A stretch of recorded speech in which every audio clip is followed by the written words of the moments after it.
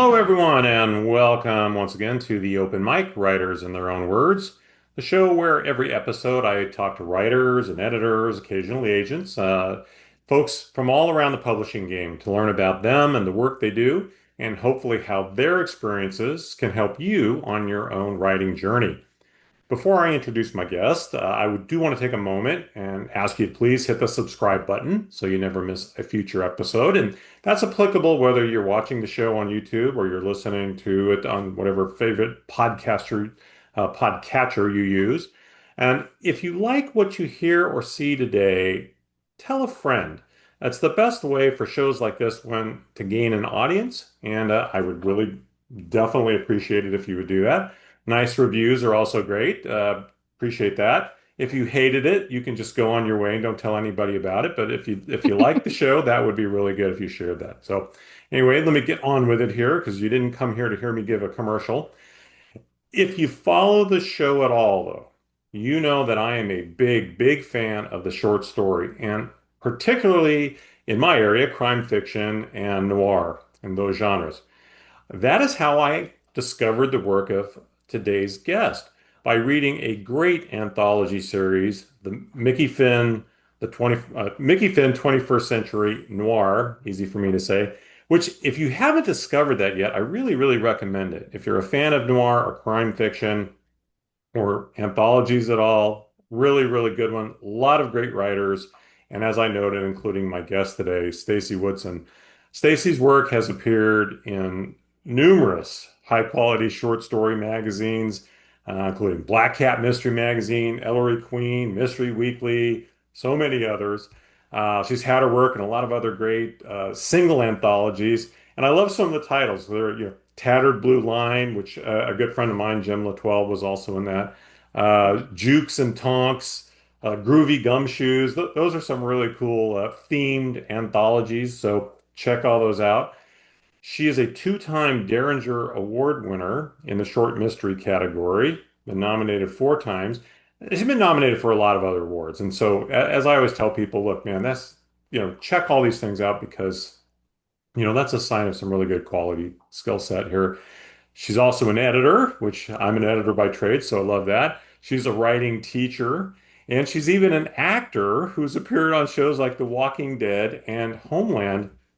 And look, she has a SAG card. Let me tell you, getting a SAG card is not easy. That means she's good at that too. So you've Oh, probably ascertained from all this, she's a really talented writer. She's a great short story writer. She's just a very talented person. I'm really excited to have her on the show today. So please give an open mic welcome to Stacy Woodson. Stacy, how are you doing today? I'm great. I'm so excited to talk about storytelling with you. I'm just delighted to be here. Well, I'm delighted to have you. And I want to start with something really basic. You are a U.S. Army veteran. You have done tours in some very dangerous places in your background. Um, and now you're doing all these things that I just described. I'm really impressed by that alone. How did you get from there to where you are now? Wow, that's an excellent question. I've always been a reader, much like most writers. And so I've always been fascinated with storytelling. But I think sometimes, at least for me, I had to live life before I had something to say. And I was on maternity leave with my son. I was still working in the Pentagon at the time and decided I would try writing. And I started with 10 pages of a book. And I just loved it. And it's been a joy ever since. And of course, like most writers, it's been a love-hate relationship in terms of, certain projects are harder than others, but it's just given me an opportunity to reflect in my story some amazing people I've met, some questions that I'm trying to still work through, and it's also given me an opportunity to meet a community that I didn't think I'd find outside of military. I have a very distinct memory of standing at Thriller Fest and thinking, I've met my tribe again. And to have that happen twice in a lifetime is pretty incredible. Yeah, that is really incredible. And I do want to, we'll talk about that a little bit too, the whole writing community thing, because I think it's a really important thing for people to be aware of and understand, if you're going to get into this. But really quick, I did want to ask too, um, how did you come to focus so much of your writing efforts on the short story genre? And did you start out with a novel in mind, or how did it come to be where you were this focused on short stories? Because your short story stuff is really good, and I know how hard that is. So how did you get from A to B on that front? Oh, that's a great question. I started with a novel, and I pitched at Thriller Fest and was fortunate to get an agent from that experience. And the book didn't sell. And I'm so grateful it didn't because I realized that there was a lot I had to learn. And so I took a deep dive into short fiction. Someone suggested I write a short story, and I just fell in love with the form.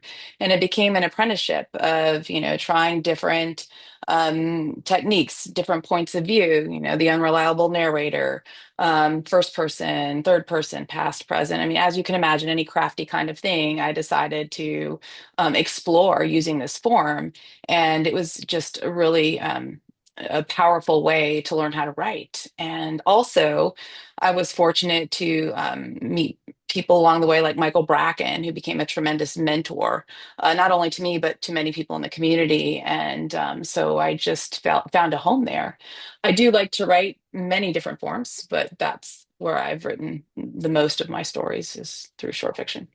Well, I've heard it posited by writing teachers, novelists, people like Donald Moss and others who are really well known in this world for being, really good writing teachers, that no new writer should try to write a novel right out of the box anyway, because they really haven't learned how to write like a pro yet. And that short stories are a great way for a young writer, without a lot of life experiences, or a new writer who hasn't really gone through this yet, to learn the craft. And it sounds like you agree with that. Oh, absolutely. Absolutely. I do think that what short fiction forces you to do is to really examine what I'm writing. And it needs to, when you write short fiction, your words have to perform a double duty. They have to reveal character and drive the plot forward. And so you really have to think about when you're writing if the way you're presenting an idea does both those things.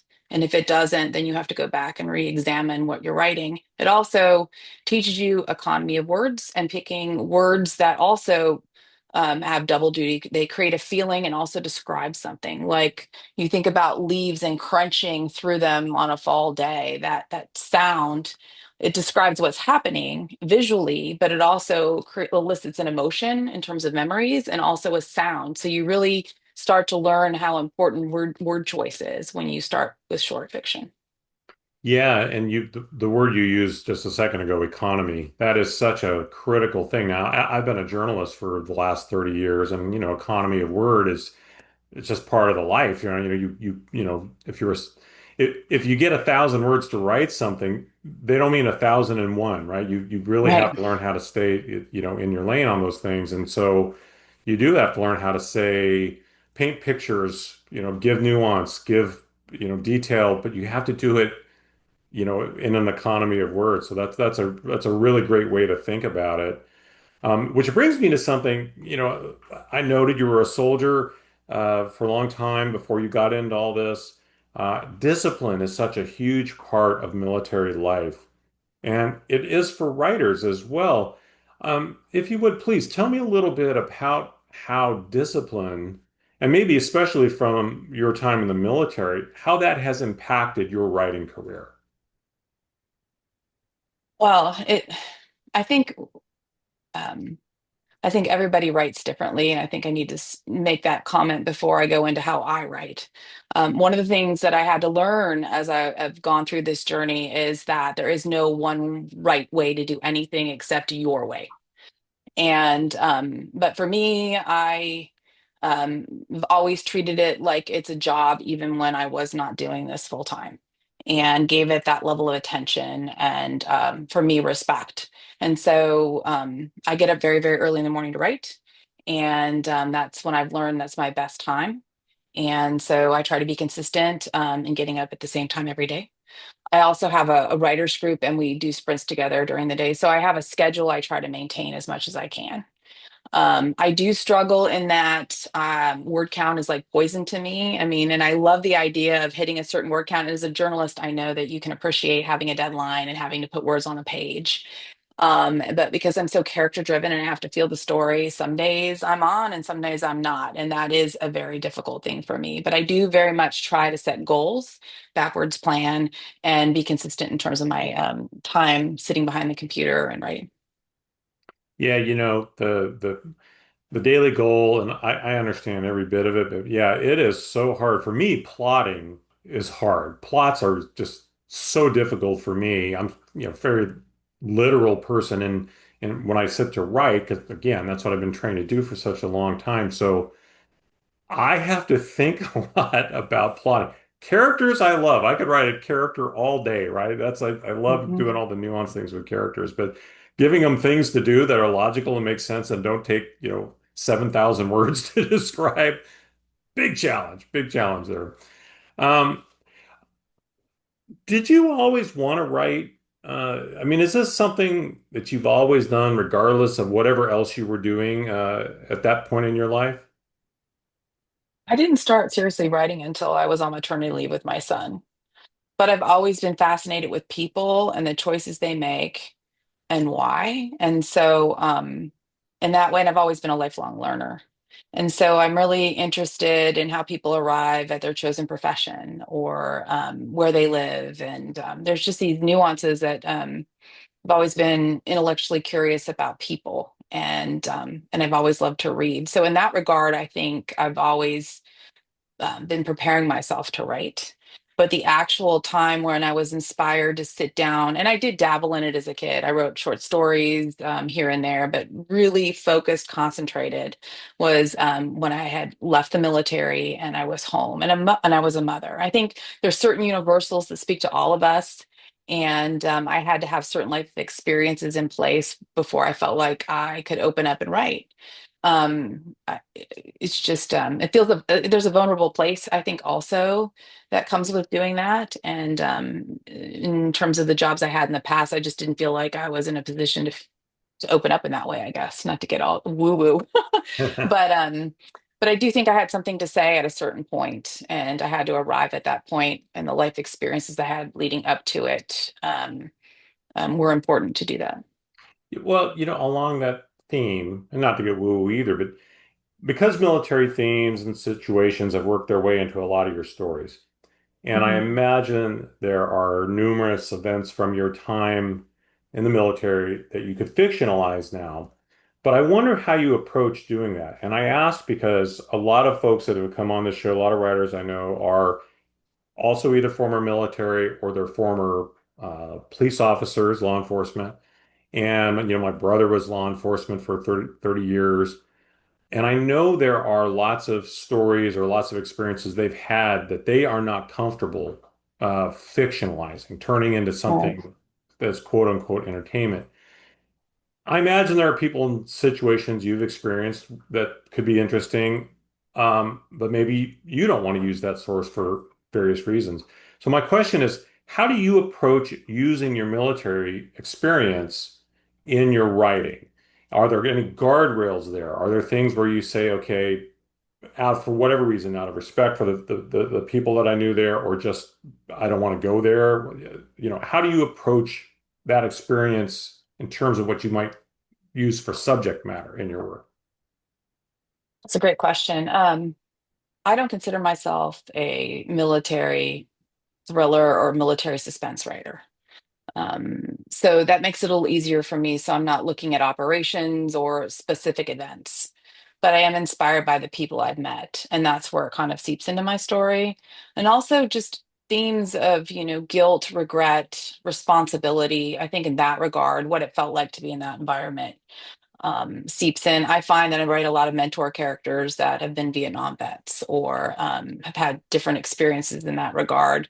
So I don't look at it head on in that way. I do find that don't often, I do sometimes, but not as often, have my protagonist being a soldier. It's usually the secondary characters. And I think that feels more accessible to me um, because I've always kind of, I guess, been an observer. And so I get to sit in that role when I'm writing secondary characters, if that makes sense. Right. But I've never thought about a specific event that has happened that I've been involved with where I've been inspired to fictionalize it in some way. So I haven't had to worry about guardrails because I've never, um, uh, been driven to write those types of subject matter. Right. Well, I asked that question in part because my daughter is a mental health specialist, and she worked at the VA in San Francisco when she was going through her master's program. She's an art therapist. She's a marriage and family therapist, but that part of it was her art therapy degree. And she worked with several former soldiers who were living with PTSD. Yeah. And several of them told her that it really did help them by giving them an outlet for dealing with this trauma that they were living with. But PTSD or not, I understand there are a lot of programs and outlets for veterans who want to write, correct? I mean, I understand that there's probably a lot more of those than I was aware of. Certainly, when I started looking at talking to you for this episode. Yeah, absolutely. There are. Years ago, I actually wrote a piece on for DIY MFA that talks specifically about veterans programs, which I'm sure has expanded and changed over the years. I actually would have the privilege of recently being accepted to the Veterans Writing Project, which is a program that is sponsored by the Writers Guild for people who want to write screenplays. And so that program is really, really fabulous. But there are others out there. Um, I'm trying to think off the top of my head. But I'm happy to send you some. I don't remember what's current based on when I looked at that. But I do think there is value in writing in terms of therapy. I think some writers don't realize that they're actually it's self therapy for them. It's Yeah. interesting. I'm very lucky to have been mentored by David Morrell, who's incredible, and he talks about authorial voice and examining your stories and trying to understand, if certain themes continue to present themselves, there's something you're working through. And mine have a lot to deal with guilt, regret, redemption. I don't have the answers to why, but they seem to creep into my stories. They create the narrative drive for me. But I think everybody has, it's almost like a thumbprint or, fingerprint. They have their unique way of telling stories because they come from a point of view and they're working through something that they've experienced in some way. I love that you mentioned redemption because I feel very strongly that redemption is the through line for pretty much all literature going back to Homer. Almost everything is about, sure, girl meets boy, girl loses, or, boy meets girl, loses, girl gets girl back, sure.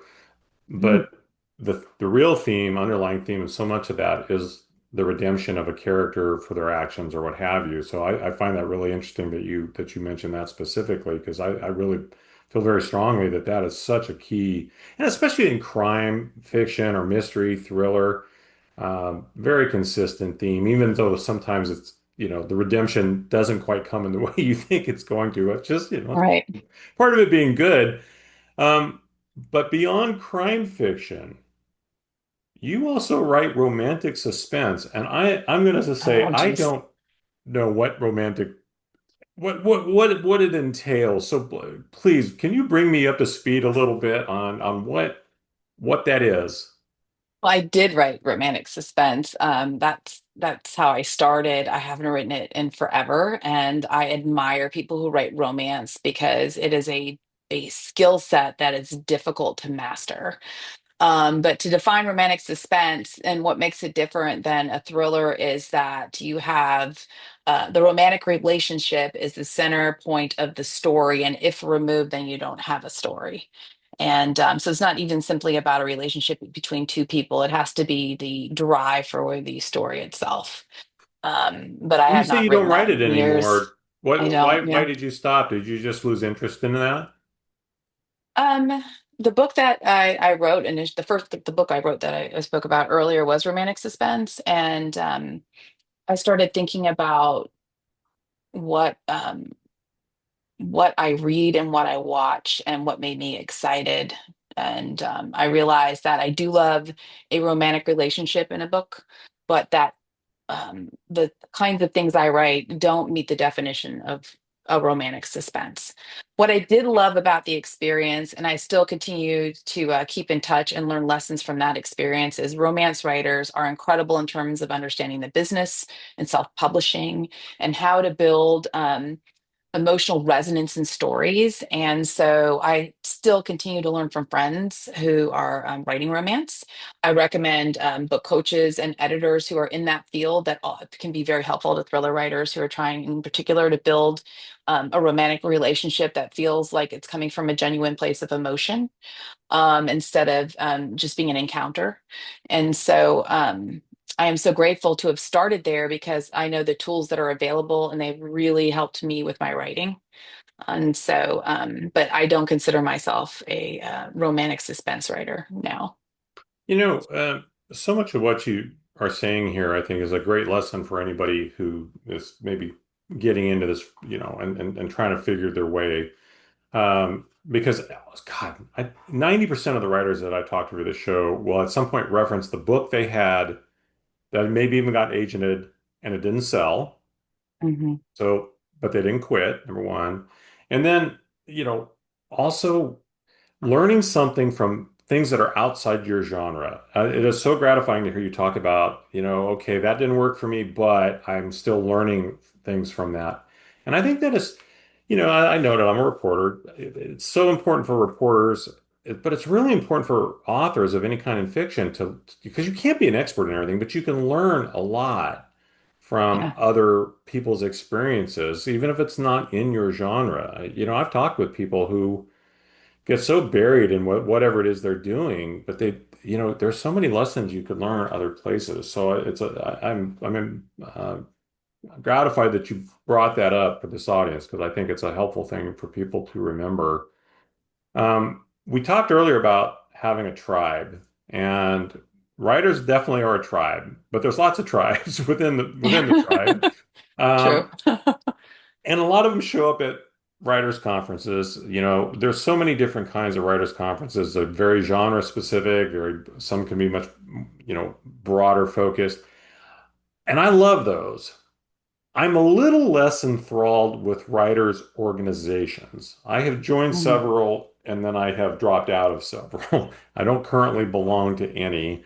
Um, what would you tell someone thinking about, say, joining a group like, Mystery Writers of America or Sisters in Crime, or any other organization, local, whatever, in terms of tribe finding and then what they can and maybe can expect to get out of something like that and maybe shouldn't expect to get out of something like that. And Oh, that's a great question. Yeah, that's a great question. Well, I've joined everything. Um, I think the community is critical for all of us, and there's this idea of rising tide raises all boats, but also just having people you can bounce life experiences off of. So where do you get that? Where do you find the people that you're most connected to? Part of it, I think, it depends on what you're writing.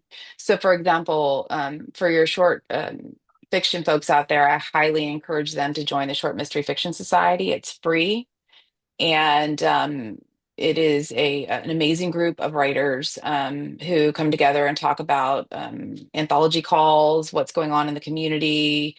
It's wonderful. So that I do suggest, and it doesn't cost anything. They also there's a big following that come to ShortCon, which is a conference that was Michael Bracken's vision. There didn't exist in the community a specific conference that catered to short fiction writers, and so he created one. And so, if you're a short fiction person, that would be something that I would suggest that you consider. It's designed not only to teach craft and the business of writing, but it also facilitates opportunities to meet other short fiction writers. And attending something like that and as a short fiction person is just an exciting and fun experience. But in terms of how do you navigate it in an area like Northern Virginia where there's a ton of resources, you have to do what's best for you in terms of cost and time. And you have to decide if you're in a position where you want to learn more about craft or do you want to learn more about the business of writing or connecting. with people and then decide, just looking at each of the groups, which one would fulfill those needs. I know that's not a very clear answer. Um, but I do think it is important to pick one and not do all. Having tried to do all, it's too much. And you can try one on for size, and if you think it's not a good fit, then you can pivot to the other. Sometimes there's overlap, but I do think if you can find one, that's really great. I also would suggest too, if you find a couple like-minded writers, there's a four of us that meet every day on Zoom, and we write from 9:30 in the morning until 11, and they're my people. Um, so if you can establish a relationship like that, I think that's also really helpful. And people in that group belong to other groups, and together collectively we share information. If that makes sense. It really is a balancing act of time and energy. I mean, God, I was like the West Coast chief of involved for a long, long time, and I've had to pull back from a lot of things.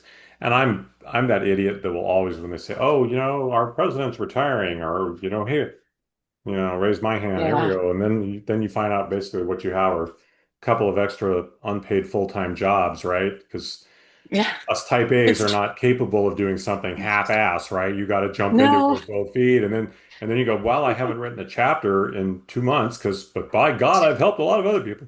So yeah, Oh, there's yes. all Oh my good, gosh. but you know, You and I are cut from the same cloth. Yeah, I call it writing adjacent. It's great. And I think it is an important when you are mentored and you come through the community, we have a responsibility to give back.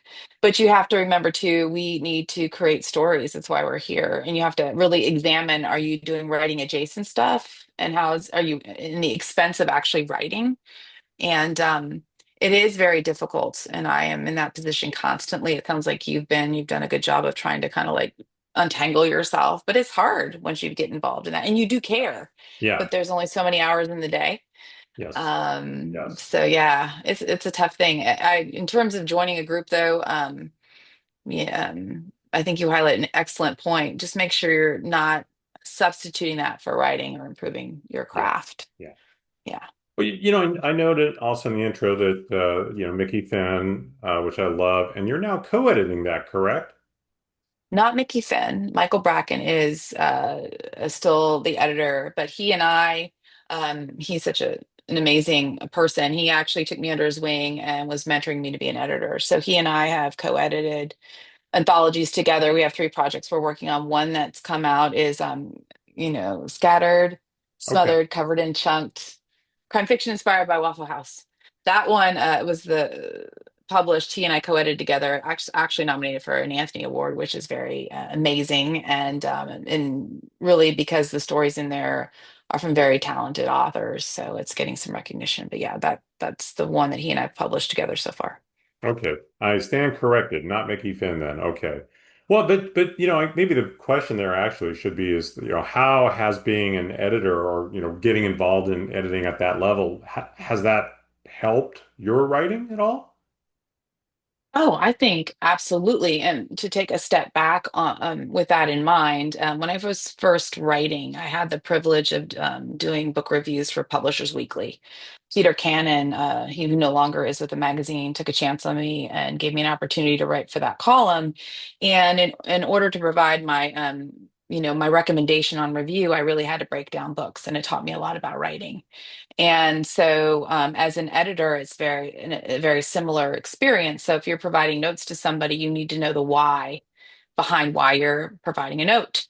And at the same time, what I'm learning to do and still struggling with is understanding someone's authorial voice and how it's different than mine and how an edit may impact that voice. So it's this balancing act of trying to present the best story possible that this person's put together, and at the same time respecting their authorial voice and understanding that they might write something in a way that's different than I would, but it doesn't mean it's not right. And Hmm. that's why we get anthologies that are written with different stories in it. We want to hear different voices and different points of view and have different experiences. So for me, my first anthology that I co-edited with Michael Bracken, it's not out yet. It's called Wish Upon a crime fiction inspired by fairy tales, which I absolutely love and am so excited. It's coming out through Level Best Books next year. But that I think I was very heavy-handed in the editing process. And then when I went to Waffle House, I was trying to pull back a little bit. It was just a learning curve for me.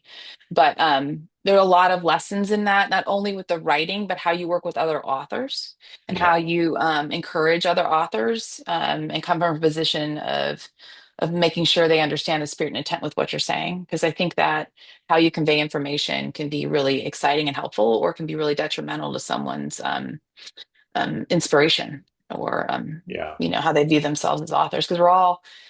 I mean, I think we're all insecure. I am. In terms of writers, we're an insecure bunch, a bunch of insecure introverts, pretty much, right?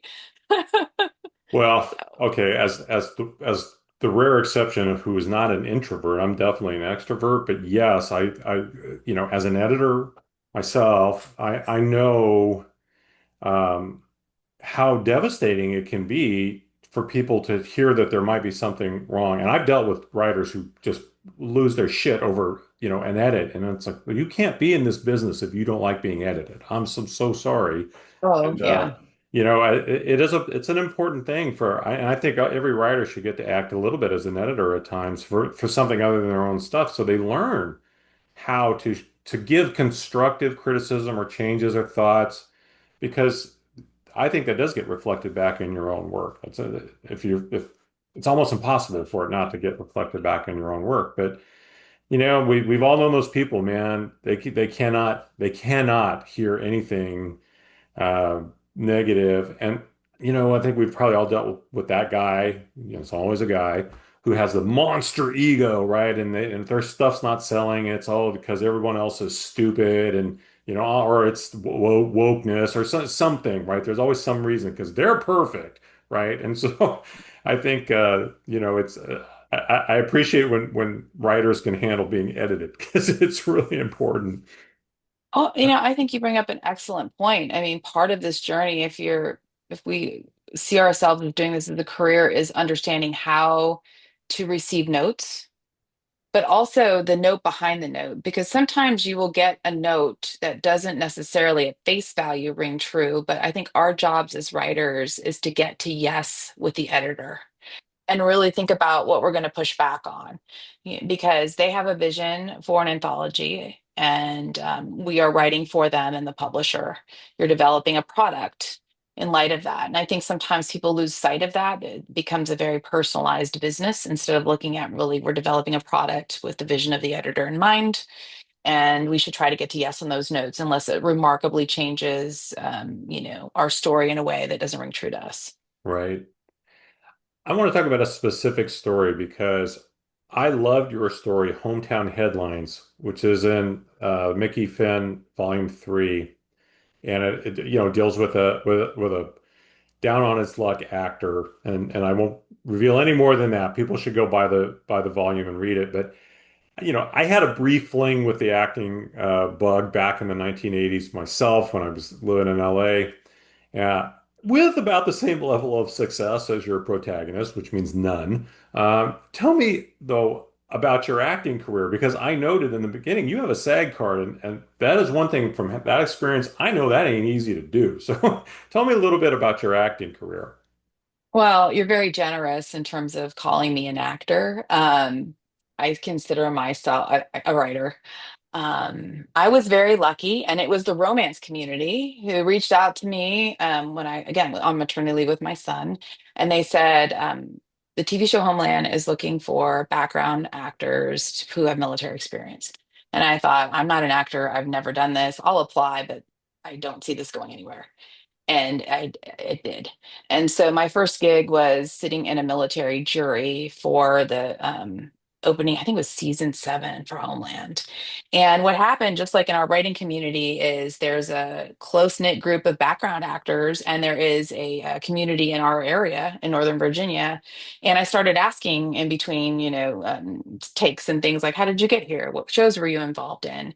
And I was very fortunate to continue to apply through Kendall Cooper Casting, and was given many opportunities to do background work. And what helped was that I had this military background. So I was put in roles where I was a police officer or an FBI agent. I was an FBI agent for Jack Ryan. But again, background. And so I really want to respect people who come to acting as a craft and work on it every day, like we do our writing. What it has done for me is allowed me to see how a set is run. When I am working on a script, it allows me to understand the economy of what goes into making those shows and the cost involved when I write a certain thing on a page. And I love all of the creative energy of being around people in that environment. They're just really remarkable. And I think it has led me to this wonderful opportunity with the Veterans Writing Project. I will say that in terms of the SAG card, which was really cool, Walking Dead World Beyond had I was a featured extra. So I was Julia Ormond's guard during that show, and I was dressed up like a stormtrooper, which was so cool. And so through that experience, because it was reoccurring, I was able to earn my SAG. And so that's how I ended up with the SAG card. Oh, that's awesome. But definitely want to follow up on this, the creativity um, aspect of that, because I am so energized by creative the creative energy of others as well. Um, Mhm. I'm not threatened by anyone else's creativity, and I don't know why that is, I'm more inspired by it. And I only say it because I've known people who do get kind of threatened by someone else's success or whatever in a creative way. But I feel that energy. So, Yeah. um, what inspires your creativity? What is it that really sparked? And I'm not asking like where do you get your story ideas and all that stuff, but just what is it that sparks your creativity? Is it more a feeling or a thought or just um, a long walk in the woods? I mean, what is it that really seems to spark the creative juices for you? I call them tell me more moments. That's what I call them. Um, I was talking about this once, and the example I give is, I used to love, I still do, the show Sons of Anarchy, and I could break it down for you, but to this point, we've seen shows about these motorcycle gangs, outlaw motorcycle gangs. That is something that is not new. But now imagine a moment where, they all of the patches on their jackets are sewn on by a particular seamstress. I mean, that seems to be true, and they go to her house to get them sewn on. I was reading about this, researching for a story. Now imagine, you think about that seamstress. I'm like, tell me more. Like, how did you get into that? Was your son in the motorcycle gang? How did you arrive at a point where you were given that kind of responsibility? And so for me, that would be an example of tell me more. And I would find myself writing about that. Another example, which is a little more dark, it's one of the Mickey Finn stories. I had the privilege of talking to an ATF agent, and I started thinking about the difference between pyromaniacs and arsonists and what would drive a pyromaniac and being in their head, the choices they make and why. And I wrote a story from the point of view of a pyromaniac. And I learned from that experience that I couldn't be in that space for a very long time because it run me out. But so, in terms of where I land on these ideas, I have the tell me more moment, and then I think about the universal that brings us all together. And so, in my pyromaniac story, this character desperately wanted his mother's approval, and I think we all can understand wanting the approval of a parent. And so I take the tell me more moment and I kind of merge it with this universal that creates a narrative drive for me so I can access the story and I explore it in that way. If that's too nerdy, I'm sorry, but that's what I do. I love it. I love it. Well, I like to end on a fun note. This is not an overly serious question, but I like to have some fun with this. And so I'm going to posit the idea that I have the power to put you together with one of the following three people for whatever, dinner, conversation, whatever it is. But Okay. you can only choose one. I So know. here are the three options I'm going to give to you. And there's usually Okay. a through line. You will probably figure it out fairly quickly. The options I'm going to give you are the historian Stephen Ambrose, Mm. Brigadier General Anna Mae Hayes, or the actress Demi Moore. I can Oh, put you together with one of those three for whatever kind of hangout you want to do. Who would you choose and why? I'm a lifelong learner and I love history, so you're really making this hard for me. Gosh. I think I'd want to talk to Demi Moore, but probably not for the reasons you would think. Her life experiences and her journey through her acting career, I would just want to talk to her about her choices and what inspired her as an actress. And I think that would be the conversation I'll have, although I'll tell you, that's a tough one because I love history. So I think I'd go with Demi Moore. Yeah. Awesome. Well, and you probably figured out the through line. Stephen Ambrose, of course, writes a lot about military history. Yeah. Band of Brothers comes to mind. Oh Uh, my gosh, yes. But I'm sorry to cut you off. oh I no. have to say about Demi Moore, I was reminded of something, and you were talking about before we began this interview about women and, being in male-dominated professions. And I had a memory when you said Demi Moore about G.I. Jane. And I actually wrote about this when I was applying for the Veterans Writing Project. I cried in that movie, and I was, in the community at the time, and I thought it was really, really odd that I cried. I'm like, why am I crying over this movie? It was powerful for me individually, and it wasn't until I actually watched Wonder Woman with my daughter, I found myself getting weepy again, and seeing that strong female warrior on the screen hadn't is not something I grew up with, and so I really admire her for taking on that role, and I think that's one of the reasons why I think I gravitated toward that answer as well. So, Yeah, and well, and of course G.I. Jane was what I was thinking there, and of course Mae Young was the first female general in the history of the American military, so there was the military yeah. through line there. Um, Stacy, thank you so much for coming on the open mic. It's been a fascinating conversation for me. I hope it's been great for everybody else too to spend a little time talking with you about short story. I could always go on for hours and hours. I will not do that. We'll just wrap it up here. But I will encourage anybody if you haven't read Stacy's work, check it out. There's lots of places you can find it. Again, Mickey Finn's great, but there's so many other places she's been. So keep an eye out for Black Cat Mystery and all Ellery Queen and on and on. And I'm sure we'll see your byline. I say byline because I'm a journalist. Your other things popping up with your work, and I will certainly be keeping an eye out as well. Thank you so much for coming on the open mic. Really appreciate it. Oh, thank you for having me. It's been great. Well, I will leave you folks with two things. One, if you hadn't hit subscribe, go ahead and do that now. If you haven't told somebody about this, please do that in the future. And the last thing I always leave you with, but I mean this very sincerely, tomorrow it is not promised to any of us. So whatever you do, make today count. So for myself, Rich Eisen, for my guest, Stacy Woodson, this has been the Open Mic, Writers in Their Own Words. I will see you next time around.